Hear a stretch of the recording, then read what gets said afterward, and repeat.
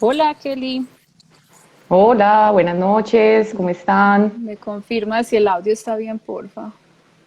Sí, yo te escucho bien, ¿y tú a mí? Sí, perfecto.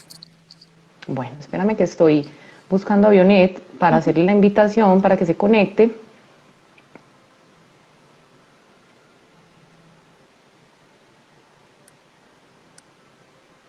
Ella sale como la mariposa. De colores.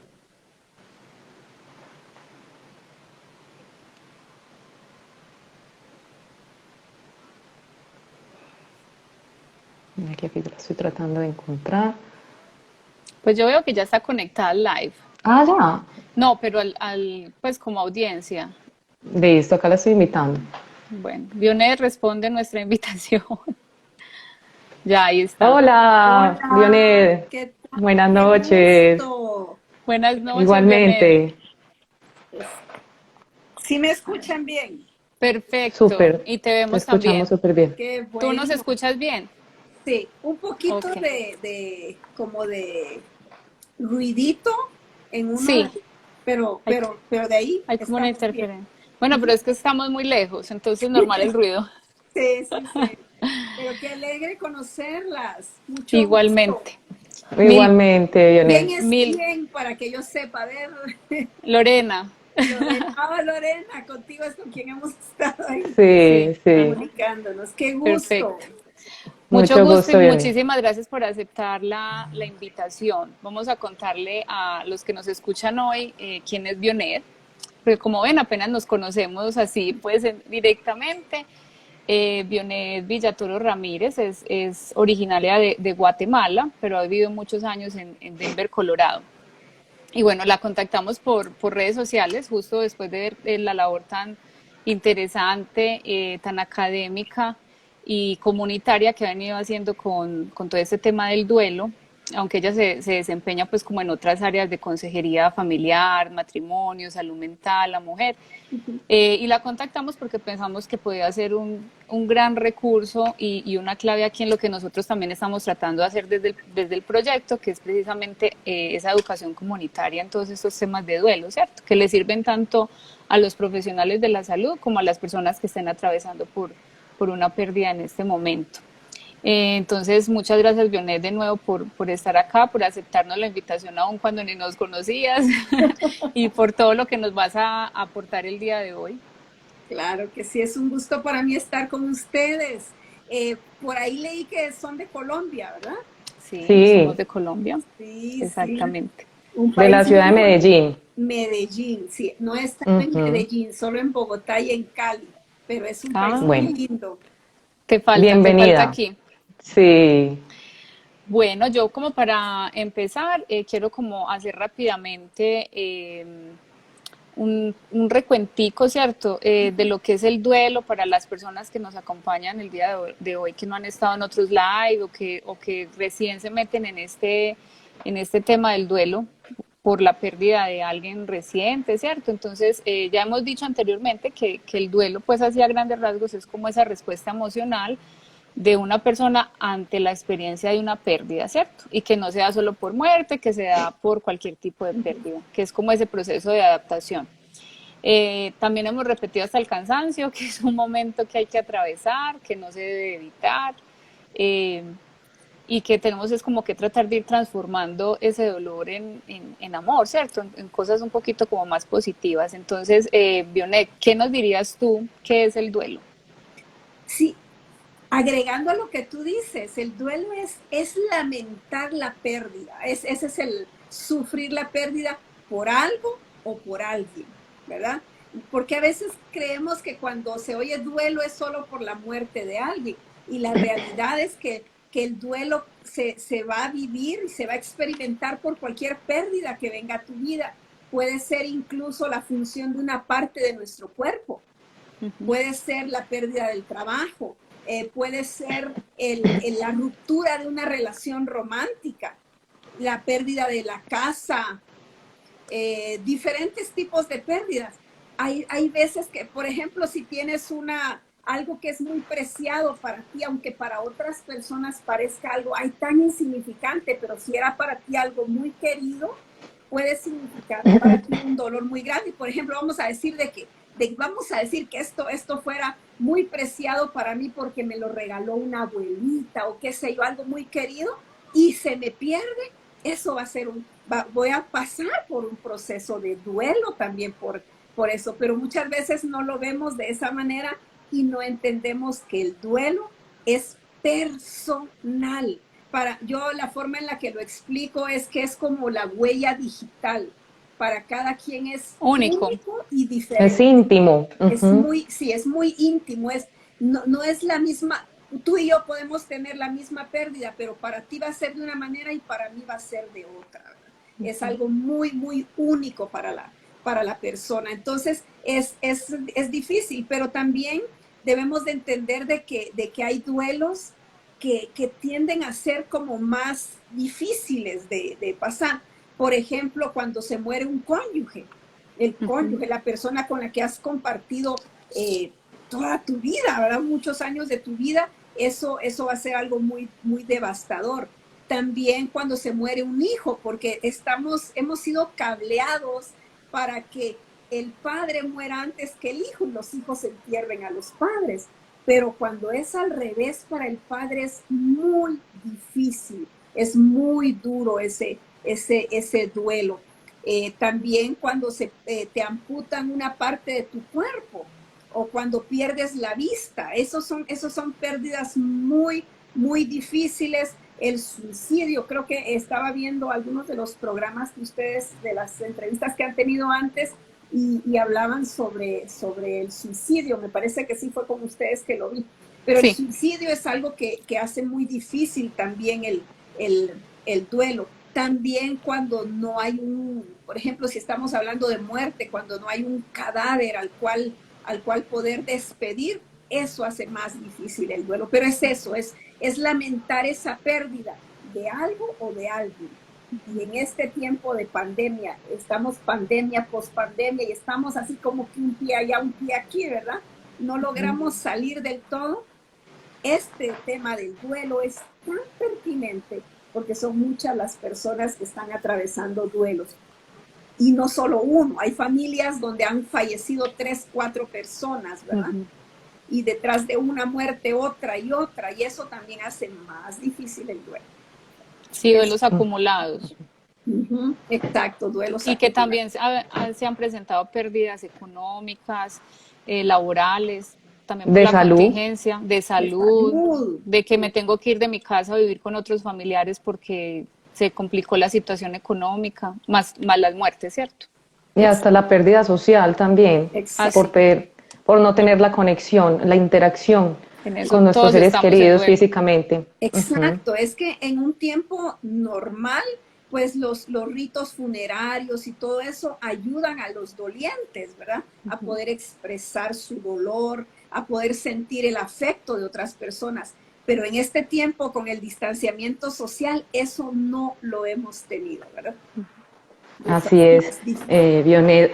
Ahora pues como entrándonos formalmente en la temática que nos convoca el día de hoy, pues sabemos que en los procesos de duelo se experimentan diversas emociones y que todos somos diferentes y que por lo mismo las reacciones que se van a presentar ante el dolor pues causado por la pérdida, pues obviamente son diferentes también.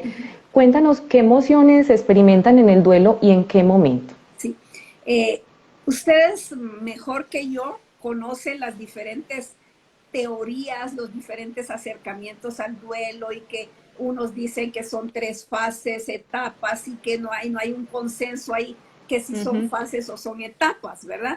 A mí personalmente me gusta explicar esto del duelo y para hacerlo más sencillo a las personas como un camino de la vida, como el que vamos en un camino y que en el momento de la vida ahí surge una crisis, o sea, en este caso una pérdida grande, y que a lo largo de ese camino que vamos a entrar, vamos a experimentar, vamos a pasar por diferentes, vamos a decirle así, si es un camino, te vas a imaginar que alrededor de ese camino hay varios pueblecitos por los que vas a tener que pasar. Y yo encuentro tres pueblecitos a los que vamos a poder pasar. Y cuando estamos en ese proceso de duelo, pasamos por el primer pueblecito, que es el de la negación y la ira, ¿ya? Vamos a decirle que es un pueblecito y que se llama así, negación e ira. Y en es cuando las personas experimentan la pérdida, pero se sienten a menudo como adormecidas, como que no se dan cuenta de lo que sucede a su alrededor y se resisten a creer que alguien en verdad haya fallecido o que haya ocurrido esta situación en su vida. Y es probable que de repente se echen ellos la culpa por lo que está pasando. Y aquí vamos entrando al tema, ¿verdad? Vamos entrando al tema, porque estas personas empiezan a experimentar enojo por lo que están viviendo. Y cuando hay enojo, la persona entonces empieza como a buscar un culpable. Y en ese tiempo es probable que se echen ellos, se pongan a llorar, pero se enojen y puedan desatar enojo aún contra el Creador, contra Dios, contra alguien, contra los doctores, contra mí mismo, contra el mismo difunto por haberlos dejado. Entonces, esas son las emociones que puedo ver en ese primer pueblecito. Las personas aquí, ustedes lo saben, pueden estar alrededor de un mes aproximadamente. Ahí no hay consenso. Y volvemos a decir lo mismo, cada persona es diferente, ¿verdad? Sí, porque va a depender de las circunstancias en las que se dio esa muerte, pues si estamos hablando de muerte, del apego, del nivel de apego que había. Y que no necesariamente como lo plantea Janet, se ingresan a todos esos pueblitos a la vez. No puede ni en ser. orden. No, ni en orden, exacto. Por eso digo que no son fases, porque a veces cuando le explicamos a la persona que es fase o es una etapa, la persona cree, oh, ya pasé por la primera etapa, entonces me toca la segunda. Y la realidad es que no es un camino directo. Eso es al punto que quiero llegar. Porque puede ser que estés ahí un tiempecito, pero después pasas a un segundo pueblecito a lo largo de tu camino, y que ese va a ser el camino de la desesperanza. Y es aquí cuando las personas a menudo se sienten muy tristes y pierden la esperanza, y aún les puede resultar difícil organizar sus vidas. Y tal vez aquí continúen ellos anhelando el regreso de la persona que falleció o de recuperar aquello que perdieron, ¿verdad? Pueden sentirse solas, olvidadas, y es posible que piensen aún aquí en suicidarse, porque es tan dura la desesperanza que pueden llegar a tener. Y aquí pueden estar varios meses las personas, pero puede ser que después pasen a un tercer pueblecito, que es el que yo le llamo de los nuevos comienzos. Y aquí es cuando ya han aceptado y procesado la aflicción de su pérdida y pueden avanzar entonces a este lugar. En este punto empiezan a pensar en cómo seguir adelante con su vida. Ahora, este caminito, y como lo decías tú, no es que primero paso aquí, después, no es algo directo. Y es más, no puede ser que ya había pasado al 1, pasé al 2, y me devuelvo. Después tengo un regresón al principio, al primero, y ahí va llegando a los nuevos comienzos y tengo un regreso. Especialmente por el hecho de que suceden situaciones como aniversarios y cosas que ustedes ya saben, ¿verdad? Pero las emociones que más se dan en estas fases, etapas, pueblecitos. En esos pueblecitos.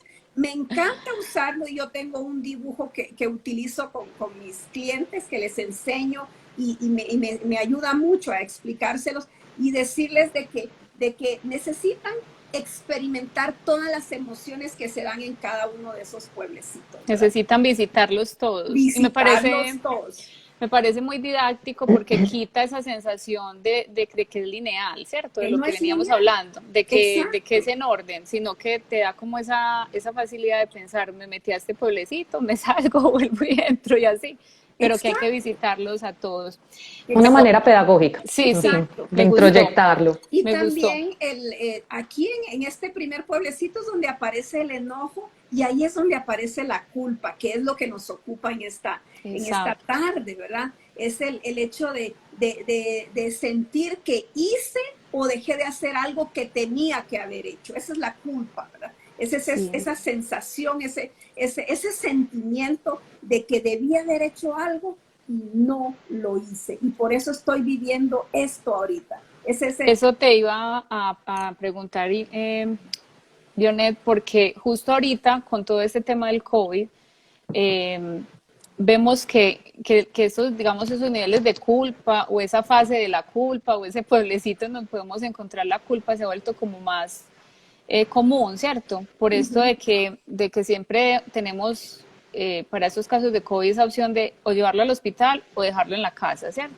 Y exacto. también pues toda esa desinformación que hay a nivel social, de noticieros, de que le hacen cosas a la gente en los hospitales. Entonces, finalmente hay que tomar una decisión, o lo llevo o no lo llevo, ¿cierto? Pero entonces se ve y hemos empezado a notar desde nuestra práctica que sea la decisión que tomen, se genera una culpa inmensa cuando la Ajá. persona fallece porque se quedan pensando que lo que no hicieron, o sea, la otra opción, hubiera sido la mejor para que la persona no muriera, ¿cierto? Ujú. Entonces, como que exactamente, si podrías decirnos exactamente en ese proceso y en esa visita de los pueblecitos, ¿en dónde es que viene a aparecer esa culpa? Sí, ese es precisamente en este primer pueblecito que les mencionaba, porque cuando normalmente hay enojo, hay una sensación de enojo, de qué pasó aquí, ¿verdad? Y sabemos que el enojo es una frustración por no obtener algo Es, que yo esperaba. Es algo, mi expectativa ha sido derribada, ¿verdad? Y entonces ahí es donde empieza la persona a elaborar esos cuestionamientos de lo debía haber llevado o no lo debía haber llevado. Lo debía haber hecho esto. Empieza, si no lo hubiera llevado, si no, o si lo hubiera llevado. Ujú. exacto, ahí es donde precisamente la persona empieza a experimentar eso. Pero es algo normal, el enojo es normal. La culpa tiene su función también allí, ¿verdad? Que ese es el punto, que la culpa se experimenta justo en ese tiempo inicial del duelo, donde estoy como adormecida, pero de ahí estoy como luchando en si esto es realidad o no es realidad, y cuando me doy cuenta que sí es una realidad, empiezo a preguntarme, ahí vienen esos cuestionamientos de debía haber hecho esto, no lo debía haber hecho. Y como tú decías, Lorena, en este tiempo del COVID, lamentablemente hay tanta desinformación y hay mucha información también, ¿verdad? Estamos luchando con eso, So, saturados. saturados de información, y muchas veces esa información no es la apropiada y hace más daño. Creo que necesitamos más filtrar esa información porque hace daño, lo podemos ver. El hecho de poder decir, sí, es que si lo llevan al hospital y lo entuban, ya no va a salir de ahí. Entonces la persona, desde el tiempo que está su ser querido hospitalizado, ya está experimentando la persona toda esa lucha, ¿verdad? Esa batalla. Aquí es donde personalmente creo que afecta mucho la culpa, el hecho de las creencias que nosotros tenemos, las ideas que nosotros tenemos y que dejamos albergar en nuestra mente, ¿verdad? Es el hecho de que nosotros debemos de entender que la muerte va a llegar sí o sí, porque nos estamos Así, concentrando en el tema de la muerte, ¿verdad? Sí. Y, así es. y lo llevara o no lo llevara, la persona igual iba a morir, ahora o mañana. El punto es que la persona iba a morir y que el asunto es que esto es temporal, ¿verdad? Nuestra vida es temporal. Este dolor que estoy sintiendo es temporal, aun cuando va a quedar en mí el recuerdo de esta persona. Pero el punto es, ¿qué estoy creyendo yo de esto? Si yo meto a mi mente la idea de que en mis manos estaba la vida de esta persona, de que yo tenía el control, entonces allí va a haber culpa, Mucha porque culpa. mucha culpa, Así es. pero si yo logro entender, y ustedes no me dejarán mentir que esto es bien difícil en la práctica, ¿verdad? Cuando ya estamos con las personas, es muy cognitivo hacerle ayudar a la persona a que ella pueda elaborar sus ideas y darse cuenta que esas ideas equivocadas son las que le están generando esta culpa. Es bastante. Así es, Johnny. Ahora que mencionas la práctica, ¿cómo desde tu experiencia acompañando los procesos de duelo has logrado reconocer de qué manera se presenta la culpa en el doliente? ¿De qué manera? Es interesante porque son muchas las formas en las que se presenta, pero el punto es cuando la persona como que se castigara, como que la persona ya no se permite disfrutar la vida, como que no merezco, yo no merezco disfrutar la vida, yo me debía haber muerto, yo debía haber ido en lugar de esta persona. Entonces la forma en la que yo lo he visto es el castigo, el autocastigo, un autocastigo por lo que hice o por lo que dejé de hacer, y lo manifiesto en no permitirme disfrutar, en no permitirme seguir viviendo, no permitirme seguir adelante con mi vida. No merezco seguir viviendo, ¿ya? Esa es la forma en la que yo lo he visto con diferentes personas. O sea que está muy relacionado, porque uno no en todos los duelos se ve esa manifestación de que la persona sea capaz de ir a una reunión, a una actividad que lo vaya a distraer.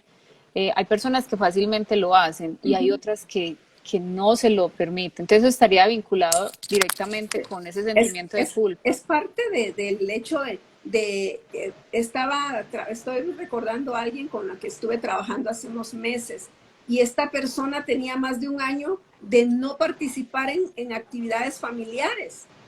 Y es más, tenía como enojo hacia la familia porque estaban celebrando cumpleaños, porque estaban haciendo, porque se reunieron para la Navidad.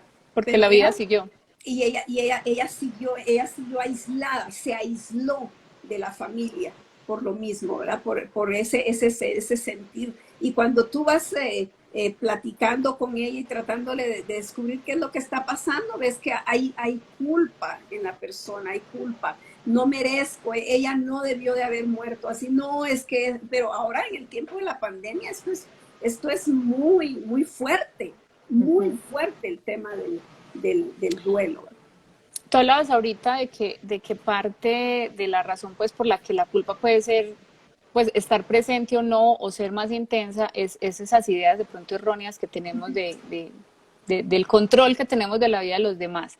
Pero yo quería resaltar aquí algo, y es que, por ejemplo, en los duelos por pérdida de hijo, la culpa pues se hace presente todo el tiempo, y es como con lo que uno desde la terapia tiene que trabajarle más a estos padres, precisamente por ese sentimiento e idea que tenemos todos de que los hijos son nuestra responsabilidad, ¿cierto? Y de que todo lo que le pase a ellos pues va a ser responsabilidad de nosotros. En ese sentido, hay una lógica, que de pronto no es la misma cuando es un cónyuge, cuando es un padre, porque no tenemos ese control del que tú hablabas ahorita. Entonces nosotros siempre tratamos en los grupos de apoyo de hacerlos conscientes de que hay que mirar, pensar, si eso que me está haciendo sentir culpa era algo que yo humanamente posible hubiera podido prevenir, ¿cierto? Porque aún siendo yo una madre que tenía que proteger a mis hijos, pues la realidad es que, por ejemplo, en el caso de que hayan avaliado a mi hijo, y de hecho yo casi siempre pongo este ejemplo de alguien que tuve también en consulta, y decía, no, es que yo tenía que haber parado esa bala. Entonces, eso es humanamente posible, o sea, desde el corazón, obvio que lo hubiera querido hacer con todo mi ser, pero no es humanamente posible. Entonces, ¿cómo vas a sentir culpa de algo que no hubieras podido resolver? Entonces, te quería preguntar algo que pues, aunque parece muy lógico y lo decías ahorita, desde la práctica es bien difícil ponerlo en contexto y trabajarlo, y es de que cuando... O sea, como por qué es que aparecen esos sentimientos de culpa ante una muerte cuando uno no ha sido pues el responsable, digamos, de esa situación. Ahí es donde entra la culpa falsa, ¿verdad? Porque hay culpa real porque yo sí hice algo, yo sé que fui, y aquí es donde entramos a lo que es mi responsabilidad y lo que no era mi responsabilidad. Entonces se confunde la culpa con la responsabilidad, ¿verdad? pero en este caso, ahí no era responsabilidad mía, yo no disparé la pistola, yo no podía meterme, es una culpa falsa, que por lo mismo de las ideas de que yo debía haber protegido, ahí es donde está una mala madre, si yo lo hubiera detenido y no hubiera salido de la casa, si yo le hubiera servido la comida antes, si yo hubiera, y está el si hubiera, ¿verdad? Pero es esa idea que tenemos de que es nuestra responsabilidad. Pero también aquí entra en juego y no podemos dejar fuera la situación de la infancia de la persona, ¿verdad? Y ustedes saben eso. Cuando uno creció en un ambiente con padres muy estrictos o se volvió uno muy exigente, uno se exige a uno mismo, esto va a suceder a la hora de un duelo. Me voy a exigir y voy a caer en culpa falsa porque no es mi responsabilidad. Pero cuando traemos ese cableo de la infancia, nuestras mismas ideas nos llevan a esas situaciones y es lo que es más difícil, ¿verdad? Hace que la culpa se enquiste en la persona. Mirándolo como un proceso cognitivo, que es, entonces sería una culpa racional y una culpa irracional. Exacto. Y Muy bien. sí es difícil muchas veces, y ahí es donde la persona a veces necesita como validación, y ahí es donde entra el papel de nosotros en consulta, el poder validar a la persona hasta dónde era su responsabilidad, validar lo que hizo, ¿verdad? Validarla, porque quizá esta persona tiene pensamientos muy rígidos, así fue creada, con pensamientos muy, muy rígidos, entonces se exige a sí mismo cosas que ya rayan en lo irracional. Y está buscando esa persona que le diga, no, no fue tu culpa, no, humanamente no podías haber hecho nada, ¿cierto? Sobre todo porque muchas veces nuestras familiares, nuestros amigos no ayudan como mucho con el tema y empiezan a hacer comentarios y a decir cosas que en vez de validar el hecho de que no es culpable, pues hacen lo contrario y les acrecenta este sentimiento de culpa. Exacto. Y ahí es donde entra lo que a veces, ¿qué decimos nosotros cuando estamos frente a una persona que está doliendo una pérdida?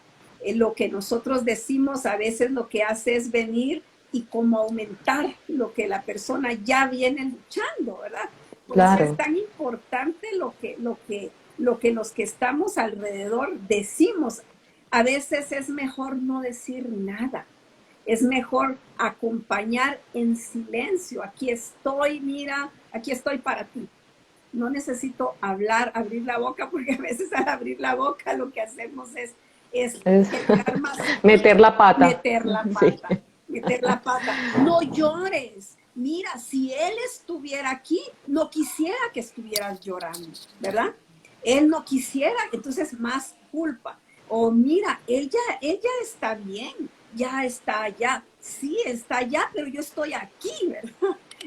A veces es mejor quedarnos calladitos, porque por sonar a veces muy espirituales también y muy empáticos, metemos la pata. Esa es la realidad.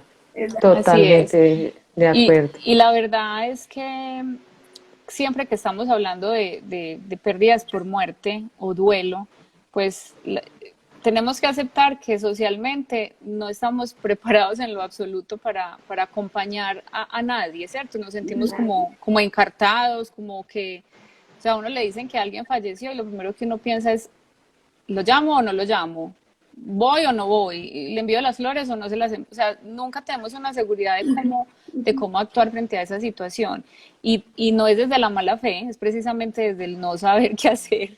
Metemos la pata y empezamos a decir cosas que pueden ser pues muy contraproducentes y que pueden empeorar pues como ese proceso de duelo del doliente. Y fíjate, Lorena, que con lo que estás diciendo a veces no hay mala intención, y eso debemos dejarlo claro, no hay No, mala claro, intención, no hay mala fe. no hay mala fe. El hecho es de que nadie estamos preparados para algo así, no estamos preparados, por mucho entrenamiento y mucha cosa, nadie está preparado ante esto, ¿verdad? El punto aquí es que a veces, recuérdense que la persona quizá está en ese momento en una de las emociones del duelo, y podría ser el enojo, que lo lleva a esa añoranza y la culpa y todo esto.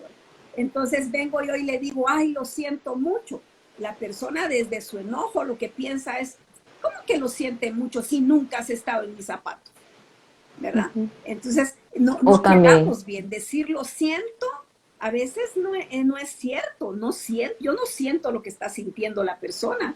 Por Yo más no- que quiera, uno se por lo más que imagina. quiera, me imagino, exacto, ya a eso iba. Y me parece que algo un poco más realista, y lo he visto de esa manera, es el poder expresarle a la persona, me imagino lo difícil que estás viviendo esto.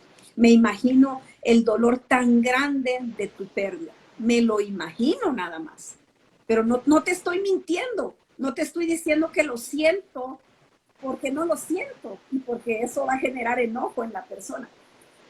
Yo estoy recordando a una chica que perdió a su papá y no quería saber nada de nadie. Y llegamos a visitarla 4 personas representando diferentes lugares, ¿verdad? Los papás eran personas eh, de una organización y nos pidieron, y yo iba en el grupo. Y pasaron las 3 primeras y lo siento, y la muchacha, ella no quería hablar con nadie, y no había querido ni llorar ni nada, y la mamá nos lo había dicho. Y yo esperé, y sabiendo esto que estamos hablando, cuando me quedé de último, yo le dije esto, me senté con ella y le dije, lo único que puedo decirte es que me imagino lo difícil que es perder a un padre. Yo no he pasado por eso, pero me imagino que tu dolor debe ser grande. Eso que le dije hizo que la chica se rompiera en llanto. Y ahí me dio la oportunidad de abrazarla. Ya no dije nada. Y la mamá me decía eso después. Es que mire, dice, ella estaba encerrada y no quería llorar, estaba enojada, ella no quería saber nada de nadie. Pero es eso también, que a veces nosotros creemos que con dar un gran speech vamos a quedar bien con la persona, y la persona no quiere oírnos, la persona no está ni para sermones, porque no sé, en Colombia, ¿verdad? Me imagino que Colombia, al igual que toda Latinoamérica, pues somos muy religiosos, muy católicos, ¿verdad? Muy dados a venir y decirle a la persona, ay, pero mire, y ahora tiene un ángel en el cielo, o que mire que ahora O fue la voluntad de Dios. sí fue la voluntad de Dios, y la persona no es eso lo que quiere oír en el momento. no está No preparada está para escucharlo. preparada, no está preparada para nada de eso, ni que usted le diga, lo va a volver a ver en el cielo, o esto, o lo otro. No, la persona no está lista para eso. Por eso lo mejor es estar allí, y siempre lo digo, mejor calladito me veo más bonito, si no tengo nada bueno que decir, mejor La no digo nada. presencia es lo Mi más importante. presencia, El acompañar, estar acompañar, allí. el estar allí, y ver si necesita algo, aquí estoy, servicio, actos de servicio, Exactamente. actos de Sí, aquí servicio. hemos dicho muchas veces eso porque a veces una sopita que te lleven cuando no tienes mente ni para comer, pero tu cuerpo sigue pidiendo porque es una necesidad humana. Exacto. Y el doliente ni Ujú, hambre siente, ¿cierto? Pero se va debilitando porque ujú. pasan horas y horas y no come. Entonces a veces una sopita en silencio hace más que mil palabras. Exacto. O estar pendiente de que se tomen los medicamentos, porque también dejan de tomárselos en esos primeros días que hay como más choque emocional y se descompensan. Entonces simplemente estar pendiente de eso hace una gran diferencia. Exacto. O desde hasta prestarle los servicios frente a tantas necesidades que surgen con la pérdida de un ser querido, como las diligencias, como las compras, como los pagos, yo qué Cuidar a sé, los otros es niños. exacto, Ujú, sumamente importante, Diony. ujú, exacto. Bionet, nosotras desde la experiencia que tenemos haciendo estos acompañamientos, pues sí sabemos que cuando esa culpa es muy intensa, porque vemos pues que como que se presenta, digamos, en todos los procesos de duelo, a menor o mayor escala, pero que cuando es muy intensa o se prolonga, ¿cierto?, en el tiempo, porque ya nos hablabas ahorita de que si cumple una función la culpa, y es precisamente como ir realizando la pérdida, ¿cierto? Ir aceptando esa realidad de la Pero pérdida. también mantener el vínculo, no olvidemos eso, que si yo me siento la culpa, me ayuda a mantenerme conectada también con la persona que ya no está. Creo que nos hemos centrado, nosotras mismas nos hemos centrado mucho en la muerte, ¿verdad? Aunque siempre aclarando de que hay otro tipo de pérdidas, ¿verdad? Sí, por ejemplo, la culpa en un divorcio o una separación. Exacto, Que fue también mi existe. culpa, definitivamente. Puedo llegar a pensar, es que me dejó porque yo no me arreglaba. Y ven ustedes, no sé si les ha pasado, han visto esos casos, pero Sí, mujeres que es muy se común en culpan, Latinoamérica. mujeres que se culpan y dicen, es que de plano que porque subí de peso, y entonces empiezan a aguantar hambre y a autocastigarse, llegan a caer en anorexia, bulimia y otras cosas, ¿verdad? Que vienen generados de una culpa, una falsa culpa, porque en una relación de pareja sabemos de que no solo es responsabilidad de uno, Dos. es de dos, ¿verdad? Pero la culpa me dice, es que fue por mi culpa, me dejó porque yo no hice esto, porque yo hacía lo otro. Entonces, O la como, culpa en cualquier pérdida va a haber culpa. Por ejemplo, como la que surge, excúsame, Vionet, también en los casos de violencia intrafamiliar, de cuando hay maltrato hacia la mujer y la mujer manifiesta, es que yo lo provoqué, me lo merezco. es me lo merezco y por mi culpa él me maltrató. Pero miren que estos ejemplos que acabamos de dar, el que dijo Kelly y el del divorcio o separación, hacen como que de pronto se entienda mejor esto de la culpa que cuando estamos hablando de por muerte, ¿cierto? ¿Por qué? Porque mira que ahí cabe así exactamente lo que decías al principio, de que la culpa surge como consecuencia de los imaginarios colectivos, de las ideas con lo que me criaron. ¿Por qué? Porque, por ejemplo, con lo que presentabas del divorcio y la separación, entonces la mujer, él se va con otra y ella se queda pensando que fue porque ella subió de peso, ¿cierto? Entonces va uno a mirar ahí, resulta que incluso desde pequeña o joven o ya estando adulta y casada, sus padres, sus tías, sus mismas amigas le decían, no vayas a subir de peso, mantente bonita, mantente delgada, porque si no, tu esposo te va a dejar. Entonces miren que ahí está el ejemplo clave de que Claro. es consecuencia de lo que me he creído que a veces es irracional, ¿cierto? Entonces con la muerte ocurre lo mismo. Si uno se va a indagar por qué es que estoy pensando eso, pues posiblemente es porque me metieron cosas en la mente antes que no son reales. Exacto. Ideas irracionales, Sí, yo acepté esas ideas, ¿verdad? Como verdades las en mi vida, introyectas. como valores para mí, y a la hora de las verdades, pues esto me va a generar mucha culpa. Y no solo en los procesos de divorcio, por ejemplo, la pérdida del trabajo, me despidieron porque yo no fui lo suficientemente eficiente, ¿verdad? Y tal vez no fue así. Por ejemplo, en este tiempo de la pandemia, ¿cuánta gente no perdió su trabajo? Las Por la empresas crisis tuvieron económica. recortes, ¿verdad? Hubo recortes de personal, pero ¿por qué no escogieron a otro y me escogieron a mí? Y empieza ahí toda la culpa, la culpa porque me exijo Igual, demasiado. porque nos han metido en la cabeza que un trabajo se mantiene por nuestro desempeño laboral, ¿cierto? Y resulta que eso es multicausal, es por muchas razones. Me tengo que desempeñar bien, pero tiene que ver con que me necesiten, con que la empresa tenga con qué pagarme, incluso con que la economía del país esté bien. Entonces, ahí queda muy claro pues de que esta culpa se intensifica de acuerdo a nuestras propias creencias y a lo que nos han dicho.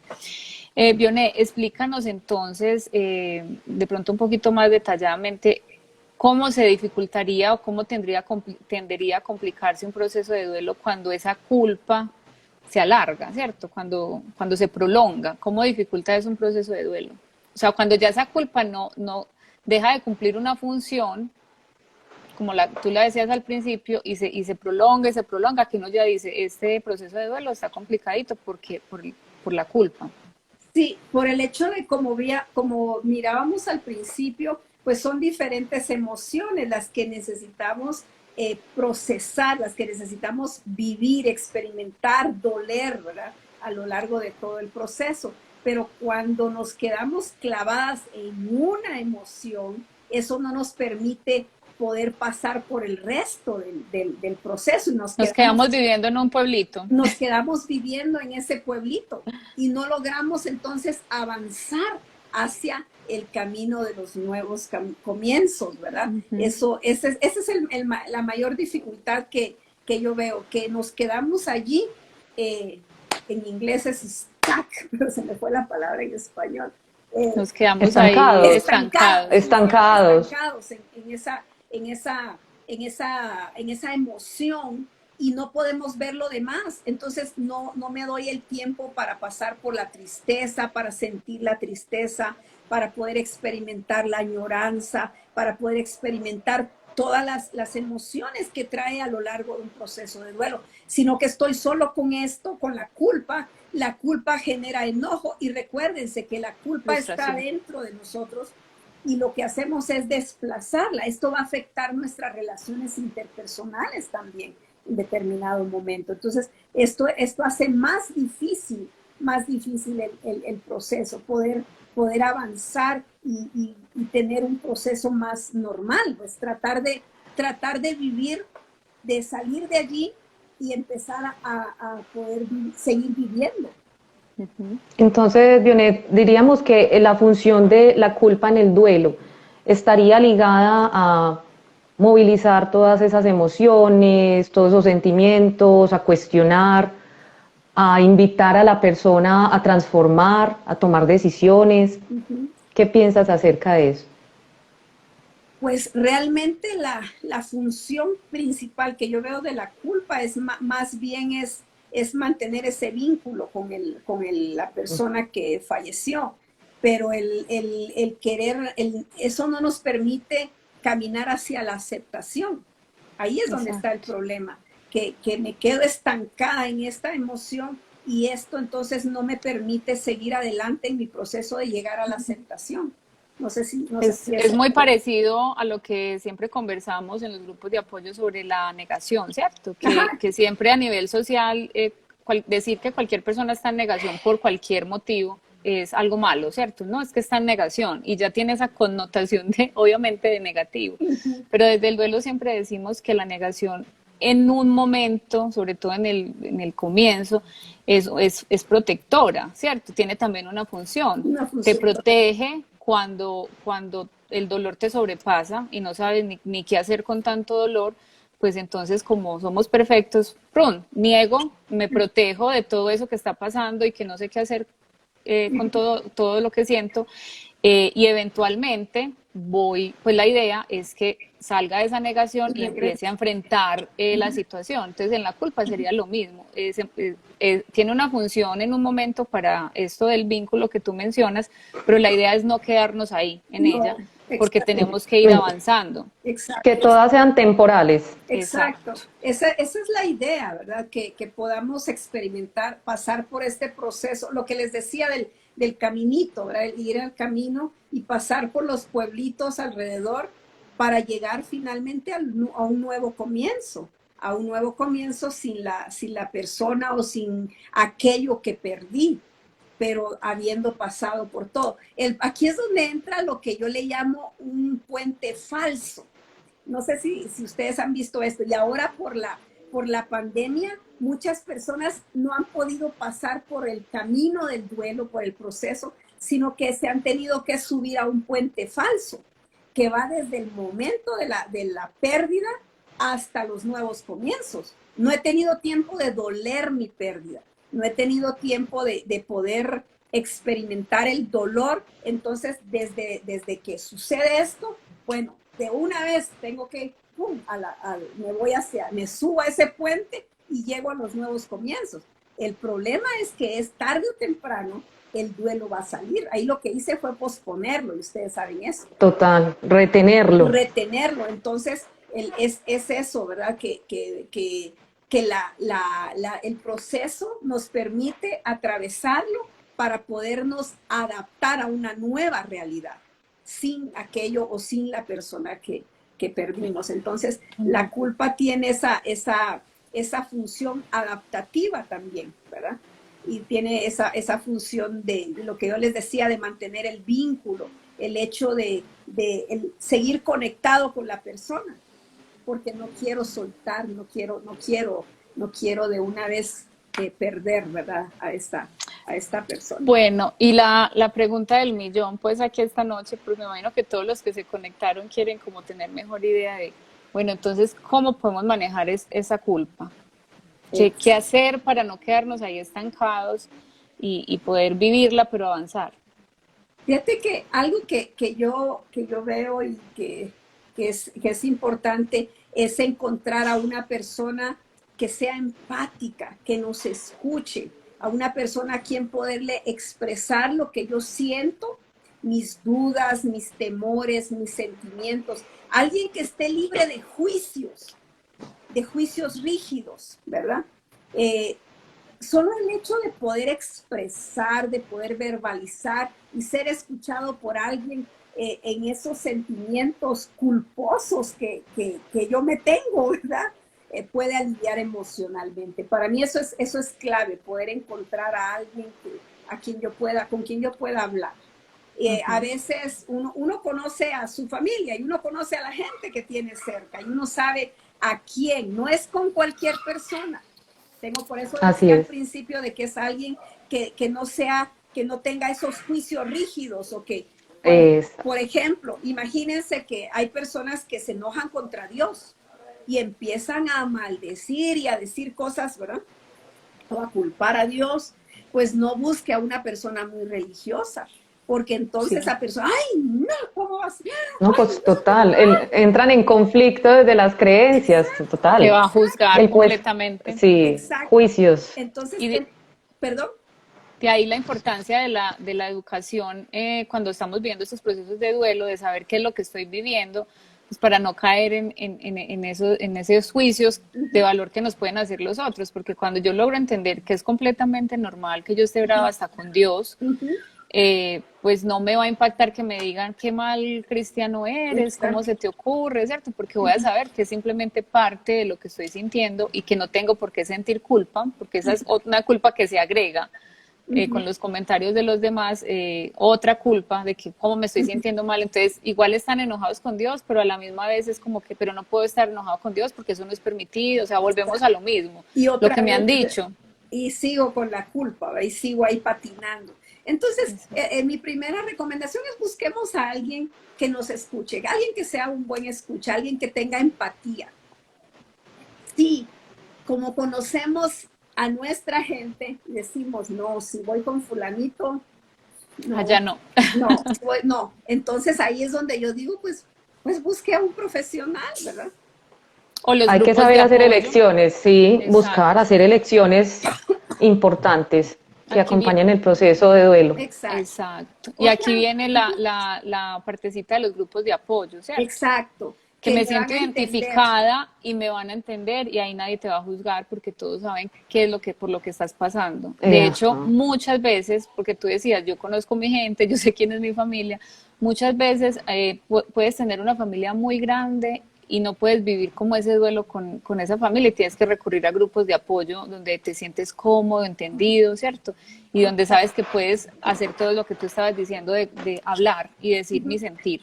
Exacto. Otra idea para cómo manejar la culpa es el reconocer nuestras limitaciones como seres humanos que somos. Reconocer que somos limitados, que lo que hablábamos al principio, que necesitamos considerar que no tenemos la capacidad para anticipar los peligros, anticipar la muerte, interpretar señales de riesgo que pudieron, por ejemplo, haber causado esta pérdida. Estamos limitados. Yo aquí, yo no tengo esa visión de rayos X como para decir, ay, allá va a pasar y entonces me puedo anticipar. No podía anticiparlo. La muerte. Y hacemos lo mejor que podemos con lo que con lo que sabemos, con lo que hay. tenemos. Con lo que hay. Sí, ahora, y aquí no debemos de dejar fuera aquellas personas que se sienten culpables porque hay familia o hay personas que los culpan. Así. Eso también tenemos que manejarlo, aquí hay que expresarlo. Pero, ¿qué podemos hacer allí, verdad? Yo por eso cuando estaba pensando en esto, pensaba, si hay personas que se sienten culpables y todo, y que aunque los demás les digan, no, no, mira, pero realmente hay familias donde a alguien, como ahorita estamos viendo, es que si lo hubieras llevado al hospital, y que le están culpando, Y ¿verdad? te ponen a dudar Y de te algo ponen- que tal vez nunca te había pasado por la mente, de tanto decírtelo, empieza a hacerse como realidad. Exacto, entonces aquí es Claro. donde nosotros necesitamos, si este fuera nuestro caso, si entre los oyentes hay alguien que se siente que lo están inculpando, entonces aquí es donde necesitamos aclarar las responsabilidades con estas personas que nos inculpan, si nos dan la oportunidad, entonces hay que buscar la oportunidad de dialogar y aclarar malos entendidos. Con estas personas que te culpan, que nos culpan, como que somos los posibles causantes de la pérdida, ¿verdad? De la muerte de alguna persona. Y si no están estas personas disponibles para un encuentro así, para poder hablar, o si sabemos que va a resultar peor, entonces yo recomiendo que escribamos una cartita. Podemos escribirles una carta y eso va a aliviar también un poco Es terapéutico. Exacto, es terapéutico escribirles una carta y decirles cómo te estás sintiendo y decirles que no fue tu responsabilidad. A veces, mis queridas Kelly y Lorena, ustedes no me dejarán mentir que cuando se hace lo de la carta y que la persona tiene la intención de enviársela a alguien que te está culpando, lo que sucede es que después de haberla escrito, ya no se la quieren mandar. No vale la Porque pena. ya se desahoga. Exacto. No, porque ya puso todo su sentir y todas las emociones las plasmó allí en el escrito. Exacto. Es verdad. Entonces, eso para mí es algo muy práctico que puede hacer. Es liberador. Liberador. Exacto. Es algo liberador. Eso Bueno. es algo que podría recomendar. También otra idea para cómo manejar es el que se practiquen actividades para el bienestar de la persona.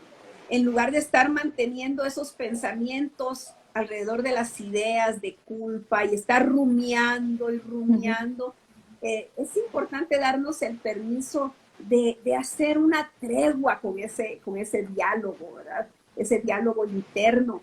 Y aquí es donde entra, por ejemplo, el papel de la oración, de rezar. En lugar de estar rumiando, tal vez puedo mejor tomar ese tiempo para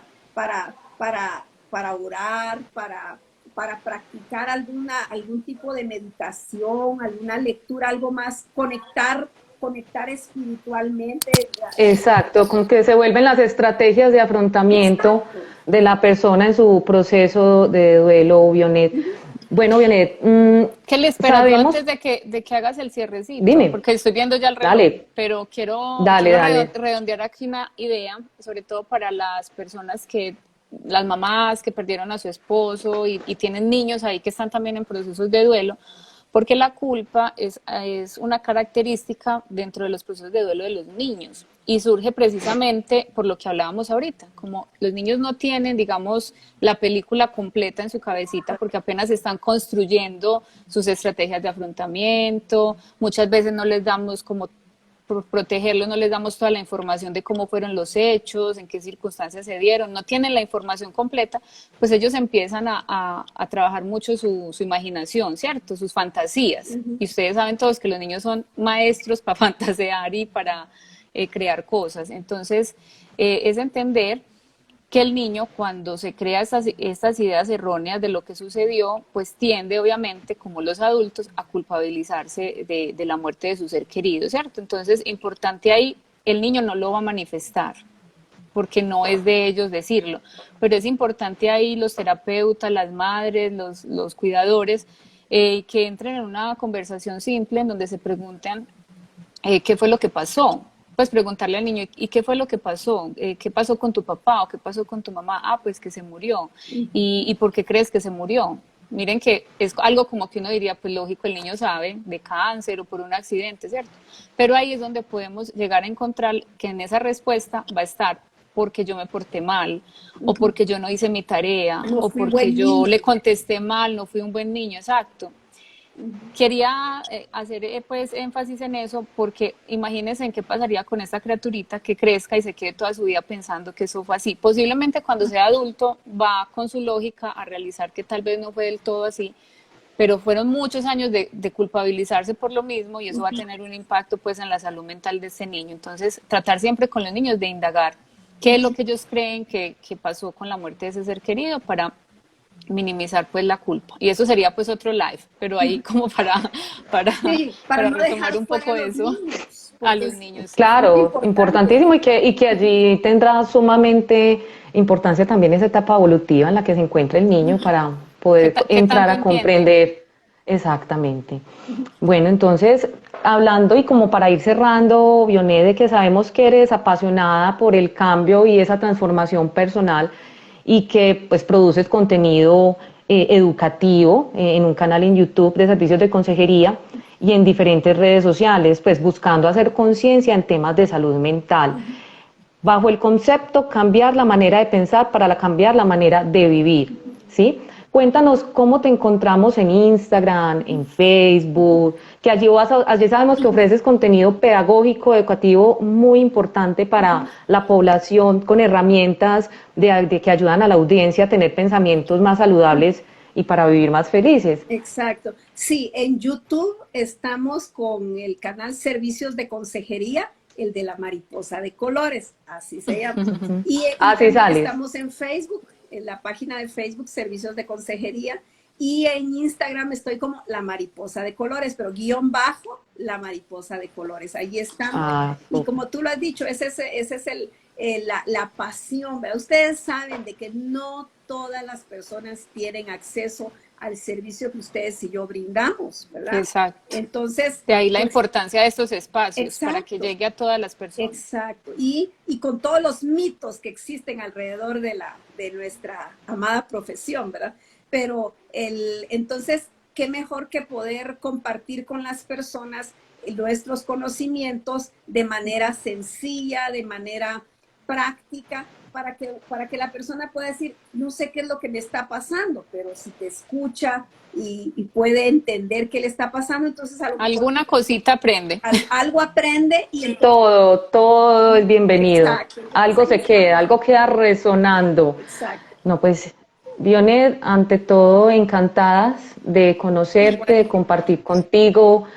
Muy interesante todo lo que hablamos acá el día de hoy. Esperamos poderte tener nuevamente en un próximo live con otra temática de aporte a la población. No sé si Lore quiera decir algo más. No, de nuevo, muchísimas gracias. Aprendimos hoy un montón y estoy segura que todas las personas que vieron el live también y pues y las que los van a seguir viendo, porque lo maravilloso de esto es que queda grabado. Así Que es. si se lo Así es. perdieron, se lo puede ver después, que nosotros Exacto. mismas usamos estos videos como complemento a nuestros grupos de apoyo, ¿cierto? Para Exacto. que las personas lo vayan viendo como en el ritmo, Exacto. precisamente dependiendo del pueblito en que anden. Entonces ahí Exacto. está ese recurso, se les envía. Entonces, no, muchísimas gracias por sacar el tiempo y por Ahí se van a compartirnos todo tu recordar, saber.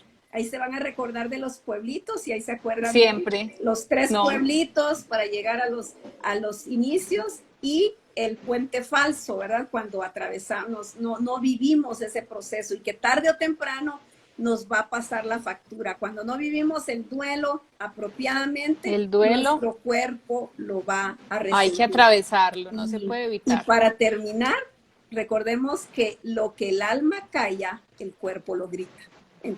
Así es. Entonces es mejor vivir el proceso como debe de ser, ¿verdad? Y tratar de experimentarlo de la mejor manera posible y no resistirnos a vivirlo, Exacto. porque si no, Dejar que tarde o fluya. temprano va a salir y sale lamentablemente traducido en enfermedades, ¿verdad? Exacto. Bueno, muchísimas gracias. Un Bueno, abrazo. buenas noches Feliz para noche para todos. todos. Abrazo, encantada de conocerte. Igualmente, Lore, estamos en gracias, contacto. que Gracias estén a ti, bien. Kelly, también. Hasta Una feliz luego. noche para todos, que estén bien.